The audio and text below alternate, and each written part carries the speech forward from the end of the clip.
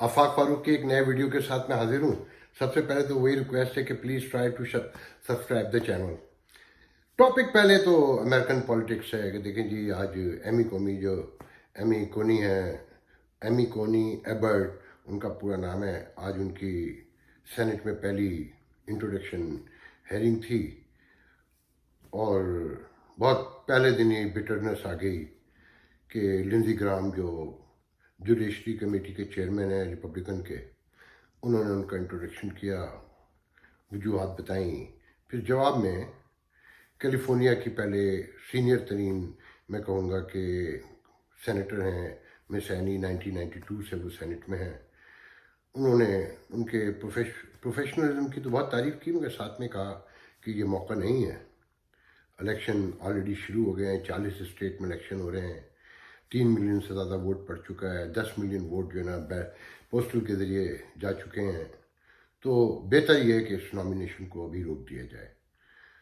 और फिर उसके बाद जो हमारी डेमोक्रेट की वाइस प्रेसिडेंट की नॉमिनेशन जिनकी है कामला हैरिस, वो सेनेटर हैं। कैलिफोर्निया से दोनों सेनेटर ख़वातीन हैं, तो उन्होंने भी आके इसी मौजू पे गुफ्तगू की। कल से उसके सवाल जवाब शुरू होंगे, 13 को, 14 को और 15 को क्लोजिंग होगी।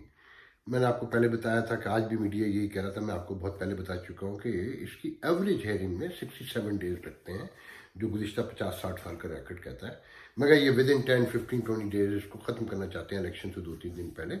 इसमें दिलचस्प बात यह कि लिंजी ग्राम साउथ कैरोलिना से रिपब्लिकन के सेनेटर है, ये हमारे पाकिस्तानियों के भी बहुत दोस्त हैं।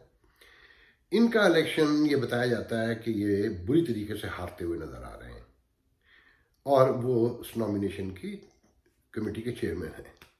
तो बहरहाल यहाँ सबसे इम्पोर्टेंट बात यह है कि कोरोना दोबारा स्प्रेड कर गया है 30 स्टेट में बड़े पैमाने पर, और लास्ट 10 डेज का जो रिकॉर्ड है वो एवरी डे 50,000 लोग जो है ना इन्फेक्टेड हो रहे हैं। कल 54,000 हुए थे। और नई स्टडी ये कहती है कि कोरोना लोगों के कान पर हमला कर रहा है, समाज पे हमला कर रहा है, और बहुत से लोग बहरे हुए हैं, जो नई स्टडी बताती है। अभी फाउची का इंटरव्यू आ रहा था, मैंने नहीं सुना उनको, मगर सबका कहना यही है कि हालात बहुत ख़राब है, नई वेव तैयार है। जो इसमें सबसे बड़ी ख़तरनाक बात है कि पता नहीं कि 3 नवंबर को जब इलेक्शन होगा उस वक्त सिचुएशन क्या होगी, डेथ टोल क्या होगा, और इन्फेक्शन रोज़ाना लोगों को कितना हो रहा होगा। एक फियर भी है। फिर जितना मीडिया ने इसको हाइप दी हुई है कोरोना को, फिर साथ में डोनाल्ड ट्रंप हैं। डोनाल्ड ट्रंप कहते हैं कि जी मैं अब इन्फेक्टेड नहीं हूँ, और आज वो रैली के लिए पहुँच गए हैं, फ्लोरिडा पहुँचने वाले हैं 4 बजे। मगर मीडिया कंट्रोवर्सी फैला रहा है, जो मुखालिफ मीडिया है, कि जनाब इन्होंने इन्फेक्शन अभी तक अपने वो साफ क्लीन होने का, कि कोरोना से ये पाक हो चुके हैं, अब तक कोई सबूत पेश नहीं किया, कोई टेस्ट सामने नहीं आया। और जोर ये दिया जा रहा है कि जो 22 को डिबेट होने जा रही है उस पर तो डेमोक्रेट ये डिमांड करें कि वो अपना नेगेटिव टेस्ट का रिजल्ट दिखाएं। तो लेट्स सी कि क्या होता है। 40 स्टेट्स में जो है इलेक्शन अर्ली वोटिंग जिसे कहते हैं वो शुरू हो गई है, और कहा यह जा रहा है कि 60% जो वोट पड़ रहा है वो डेमोक्रेट आकर डाल रहे हैं, और इनका 30 और 25% रेशियो है रिपब्लिकन्स का। देखिए, कहते ये भी हैं कि इस साल सबसे बड़ा नंबर होगा इलेक्शन का, जो 3 नवंबर को होगा, हाईएस्ट वोट पड़ेगा। 153 या 55 मिलियन वोट्स हैं। लास्ट टाइम जो अर्ली वोट पड़ गया था वो 57 मिलियन पड़ा था। तो अभी 2 वीक बाकी हैं, 10 मिलियन अबव पड़ चुका है। अब अर्ली वोट, सॉरी कह रहा हूँ मैं, पोस्टल वोट जो है और अर्ली वोट मिला के 57 मिलियन था। कहा जा रहा है कि इस दफ़ा ये रिकॉर्ड भी नया होगा और हाईएस्ट वोट पड़ेगा, मगर डिपेंड करता है कि कोरोना की क्या सिचुएशन है। अब मैं आता हूँ जनाब पाकिस्तान की तरफ, और मेरा टॉपिक है रूजवेल्ट होटल, जिस पे मेरे बहुत अच्छे दोस्त, मेरे बहुत कर्म फरमा और मेरा बहुत ख्याल करते हैं रऊफ़ क्लास्टर ने एक बहुत कमाल वीडियो किया है। देखें, पाकिस्तान की इन्वेस्टिगेशन रिपोर्टिंग में रऊफ़ क्लास्टर एक बहुत बड़ा नाम है हमेशा से, गुज़िश्ता 20 ईयर में। तो अच्छा, वो आईएसएस भी है, उनको वहीं बैठे हैं इस्लामाबाद में, तो फिर नाम है बहुत बड़ा, ताल्लुकात हैं, रिलेशन है, रिपोर्टिंग जर्नलिज्म रिलेशन का नाम है। तो उन्होंने वो मिनट्स भी निकाल लिए हैं जो पिछले दिनों पीआईए की और जो सिविल एविएशन की मीटिंग्स हुई जिसमें रूजवेल्ट को पेश किया गया टास्क फोर्स, वो प्रोग्राम आप देखें, जिसने नहीं देखा है उस क्लास्टर का प्रोग्राम वो प्लीज़ देखें। मैं उसको सिर्फ ये बढ़ाना चाहता हूँ, उन्होंने जिस मॉर्गेज कंपनी का, मैं नाम भी नहीं लूँगा क्योंकि मेरे पीछे कोई इदारा नहीं है और यहाँ अदालतों में कोर्ट 2 मिनट में सेटल होते हैं, गरीब आदमी हूँ मैं इतना अफोर्ड नहीं कर सकता। तो जिस मॉर्गेज कंपनी का कि $68 मिलियन जिस दूसरी कंपनी ने बाय किया है, पहले जेपी मॉर्गन के पास था। अच्छा, ये मॉर्गेज शिफ्ट होना यहाँ कोई फ़र्क नहीं पड़ता उससे।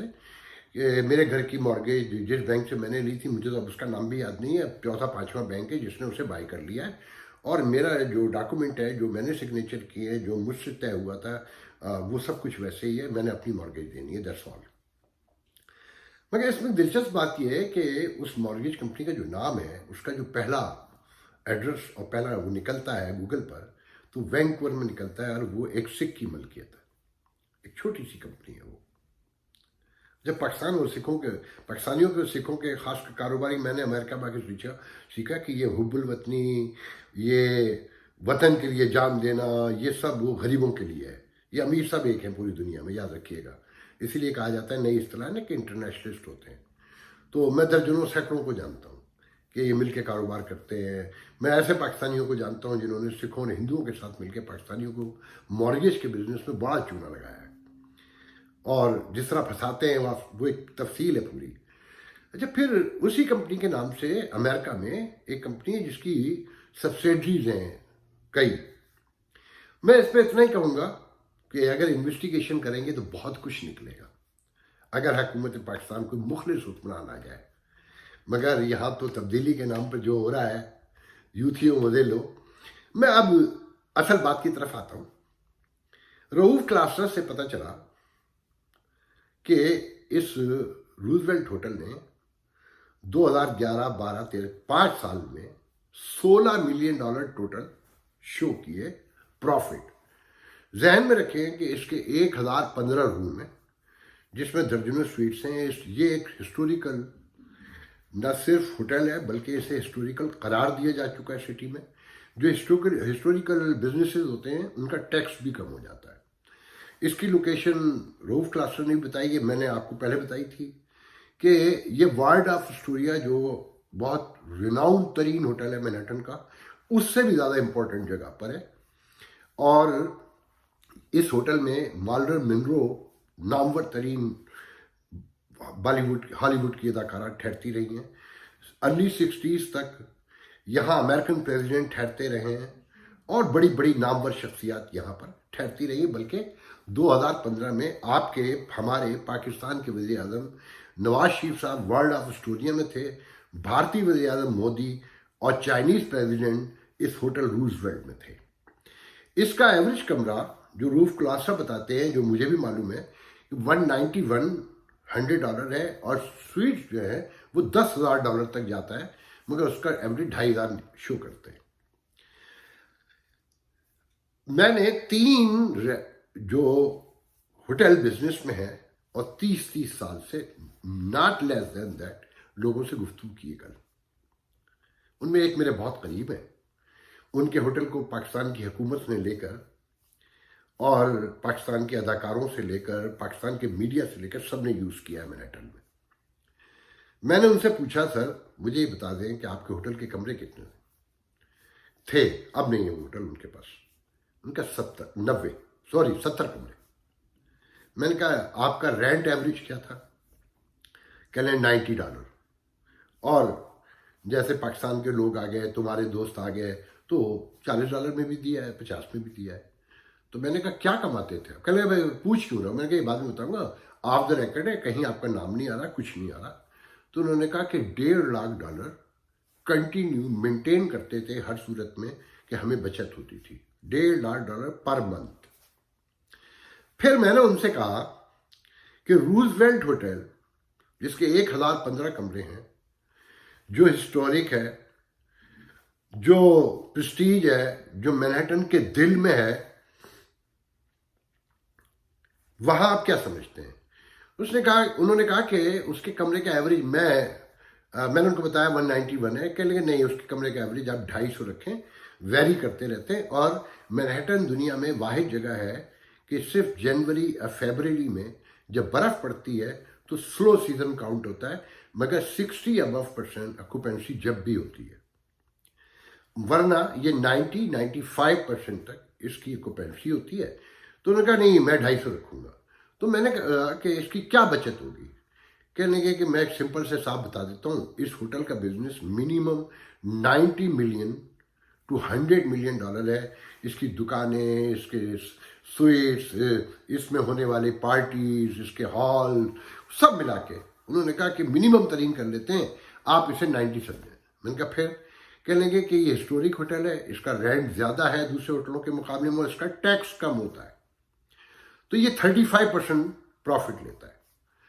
तो मैंने कहा 35 तो बहुत ज़्यादा है। कहने लगे नहीं, ये इतना ही बनता है, मगर आप क्या चाहते हैं। मैंने कहा मिनिमाइज कर दें। कहने लगे कि ये समझिए कि ये होटल कुछ नहीं करता तो 25% बचा के देता है। तो उन्होंने बताया कि ये मिनिमम 20 से 25 मिलियन डॉलर साल का बचाता है। मगर वहां क्या शो हुआ, 3 मिलियन डॉलर साल के।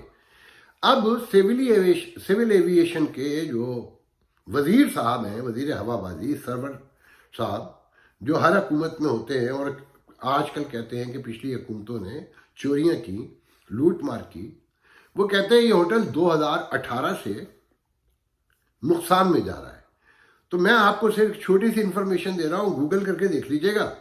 2019 में न्यूयॉर्क सिटी में 65+ मिलियन लोग टूरिज्म के लिए पूरी दुनिया से और अंदरूनी मुल्क से आए, और ये एक तारीखी रिकॉर्ड है न्यूयॉर्क सिटी का, क्योंकि 2020 में तो पैंडेमिक आ गया।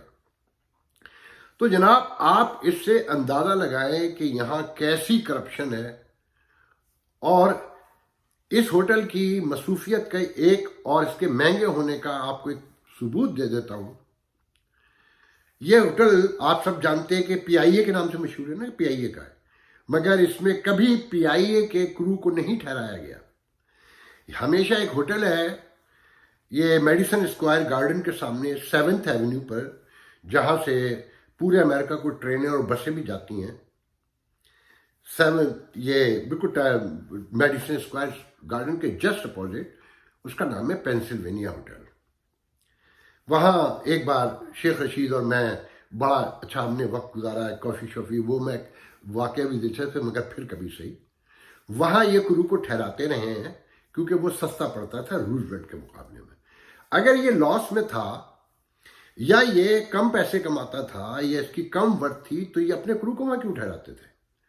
फिर आप किसी भी सहाफ़ी से पूछ लें जो हेड ऑफ द कंट्रीज के साथ पाकिस्तान से अमेरिका के विजिट करते रहे, इस होटल की मसरूफियत का क्या हाल रहा है।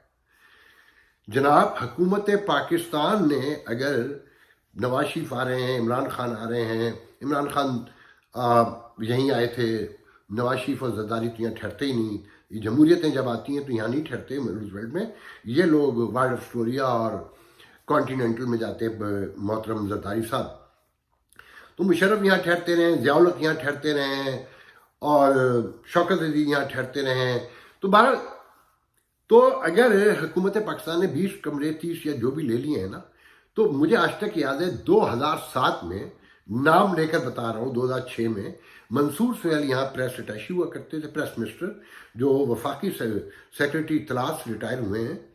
उनसे ये लोग कंफर्म कर सकते हैं। मैंने किसी के लिए रूम के लिए कहा कि मुशर्रफ आए हुए थे, तो उन्होंने कहा कि जो हमें रेट मिला है हुकूमत पाकिस्तान को, वो $189 है।